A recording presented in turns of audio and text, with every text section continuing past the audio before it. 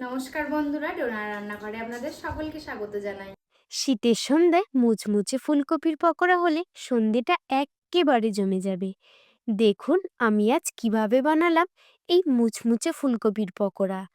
এর জন্য আমি একটা মাঝারি সাইজের ফুলকপিকে ছোট ছোট টুকরো করে কেটে নিয়ে কড়াই গরম জলের মধ্যে 1 চামচ লবণ এবং কপিগুলোকে দিয়ে ঢাকা দিয়ে অল্প সিদ্ধ করে নিলাম। এরপর জল ঝরিয়ে অন্য একটা পাত্রে রাখলাম। একটা বোলের মধ্যে সিদ্ধ করা কপিগুলোকে দিয়ে তার মধ্যে একটা বড় সাইজের পেঁয়াজ কুচি, 3 চামচ চালের গুঁড়ো,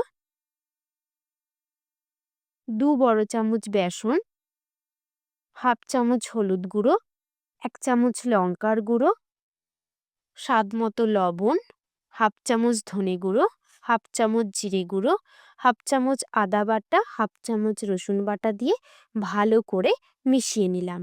এরপর অল্প অল্প করে জল দিয়ে ব্যাটারটাকে ফুলকপির গায়ে বসিয়ে দিলাম। শেষে 1 চামচ লঙ্কা কুচি এবং কিছুটা ধনেপাতা দিয়ে আবার ভালোভাবে মাখিয়ে নিলাম। একটা ফ্রাইং প্যানে সর্ষের তেল গরম করে ম্যারিনেট করা কপিগুলোকে একটা একটা করে তার মধ্যে ছেড়ে দিয়ে উল্টে পাল্টে ভেজে তুলে নিলাম। যে কোনো তেলে ভাজাই কিন্তু আমি সর্ষের তেলেই ভাজি। সর্ষের তেলে ভাজা খুবই মুখরোচক হয়। কেমন লাগলো এই সহজ পদ্ধতির ফুলকপির পকোড়া?